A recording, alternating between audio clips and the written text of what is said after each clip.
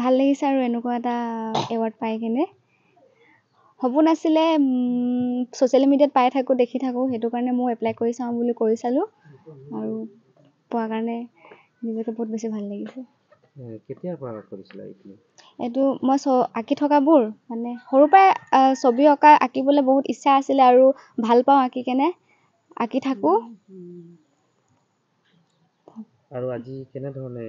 এইটো পাবলৈ সক্ষম সেয়া চেষ্টা কৰিছোঁ আৰু এনেকৈ দেখি কেনে আৰু পদ্ধতিটো কি আছিলে যে তোমাৰ পদ্ধতিটো সেয়া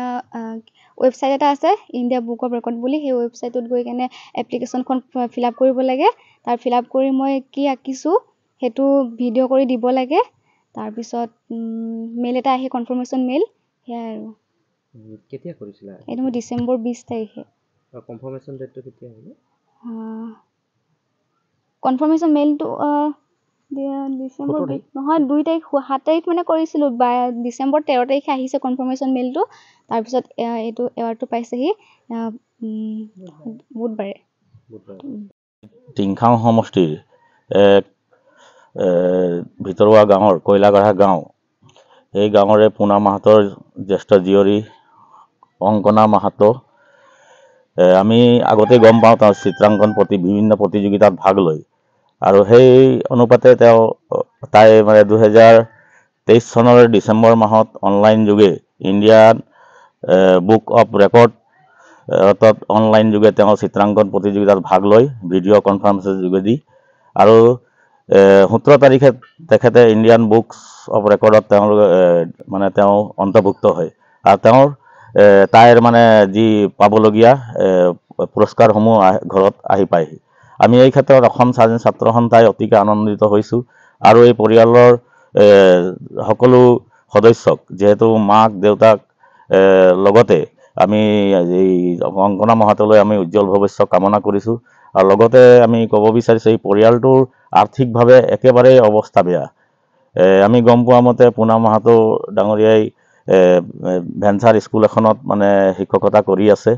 এই হিচাপে তেওঁ পৰিয়ালটো চলিব পৰাকৈ একোৱে নাই আমি কেতিয়াবা দেখোঁ সেই পিতৃজনে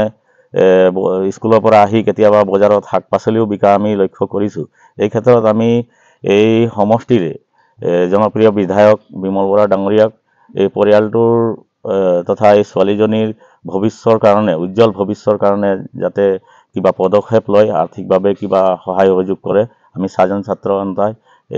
আমি বিমল বৰা ডাঙৰীয়াক আমি আহ্বান জনাইছোঁ সৰুৰ পৰাই এই ছবি অঁকাত তাই বহুত আগ্ৰহ আছিলে প্ৰথমে তাইক মই মানে শিকাইছিলোঁ খুব মানে আখৰৰ আগত মই মানে যেনেকৈ গোল গোলকৈ বনাই ঠিক তেনেদৰে এজনী কেনেকৈ টানিলে চৰাই হয় মাছজনী উজুকেইটা শিকাইছিলোঁ শিকাওঁতে এদিন সৰু হালধীয়া চৰাই এজনী কাপোৰৰ ডাঙত পৰি আছিল তাই মোক আঁকি পিনে দেখাইছে মা আপুনি যে মোক চৰাই বনাবলৈ শিকাইছিলে এইজনী হালধীয়া চৰাই বনাই দিলোঁ তাৰপাছত খুব সুন্দৰকৈ বনালে তেতিয়া তাইক মই এইটো বিষয়ত খুব মানে প্ৰেৰণা যোগালোঁ তাই মই যেনেকৈ কওঁ তেনেকৈ কথা শুনিলে ঠিক পঢ়া শুনাৰ ক্ষেত্ৰতো যিটো কওঁ মানি লয় সেইটো কাৰণে আজি মোৰ এই শুভ মুহূৰ্তটোত খুব ভাল লাগিছে আৰু সকলো লোকে মোৰ আন্তৰিক শ্ৰদ্ধা আৰু সেৱা জ্ঞাপন কৰিছোঁ